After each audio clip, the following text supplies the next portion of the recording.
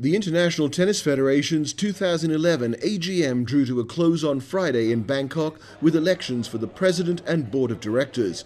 Francesco Ricci Bitti was re-elected for a fourth term as President, while there were 4 new members appointed to the 13-strong board.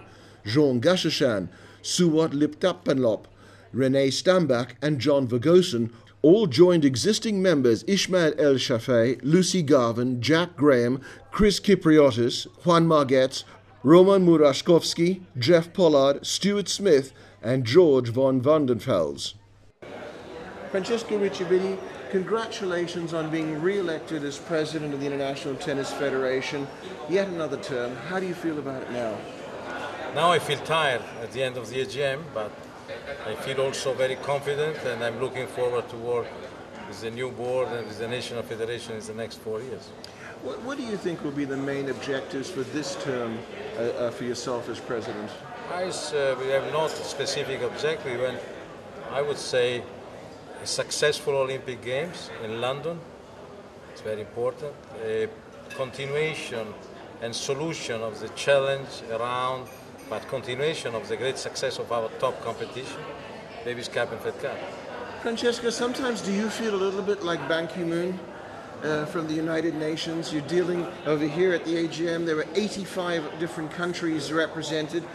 It's a bit of a huge task. I feel like Ban Ki-moon, at less important level, but perhaps with more solution and more achievement. Our job is a diplomatic job, surely.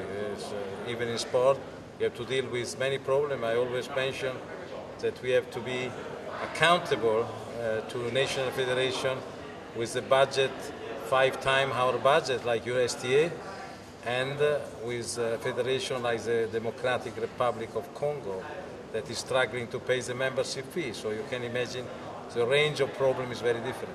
And finally, Francesco, a word on this AGM in Bangkok. I think it was a very successful few days. I believe all the outcomes are positive. The organization was outstanding. I believe everybody can see that these people in Asia are doing outstanding job to make us feel comfortable. But a part of the organization itself, you see that we are in a region where tennis will grow dramatically and will make Asia competitive very soon with the other major part of the world like Europe, North America, Australia. Jeff Pollard, re-elected to the ITF Board of Directors, and I believe you topped the poll.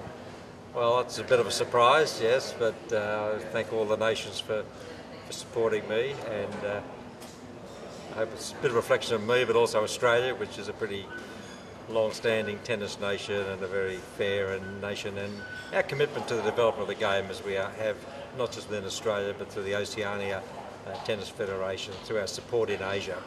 Jeff, talk about the responsibility of a position like being on the board of the ITF. Well, the ITF in many ways is the custodian of the game. It has some wonderful assets in the Davis Cup or the Fed Cup, of course the Olympic tennis event. It's got a huge commitment to the development of the game, and it's really the only body, in conjunction with the Grand Slam Development Fund that of course it manages for the Grand Slams, that is spending money and committed to this development of the game worldwide. And when you look now, Lord Coe, the chairman of the London Olympic Committee, was in Australia a couple of months ago, and he said there are only 3 truly international sports: soccer, athletics and tennis. And I think what we've done for the ITF, helping the Olympic sport and so on, but the development that's taken place over the last 20 or 30 years has put tennis in that position, and it's great when someone so independent as Lord Coe actually said that. Suwat Liptappanlop, you're on the Board of Directors for the International Tennis Federation.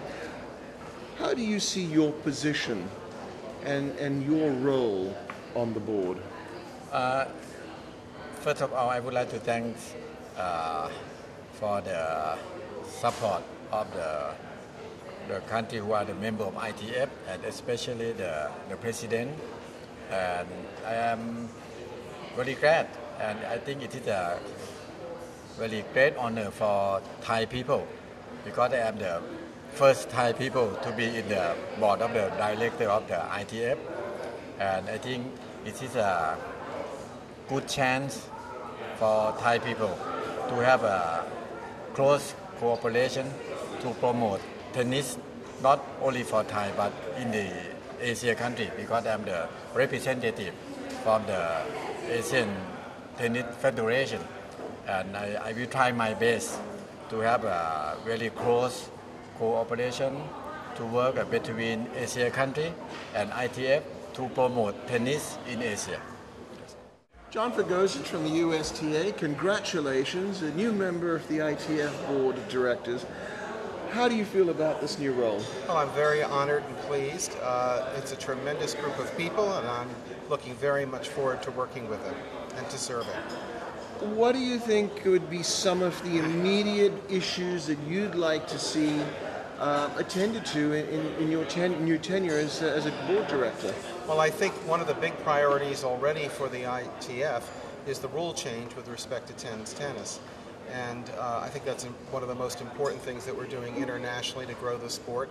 I think we're well on our way, but I think we still have a lot of work ahead of us. So I would say that's probably the most important thing that we're doing. Well, in fact, that was my next question, the importance of the ITF and the board as a responsible owner, really, of this sport, an overseer of this sport to grow tennis.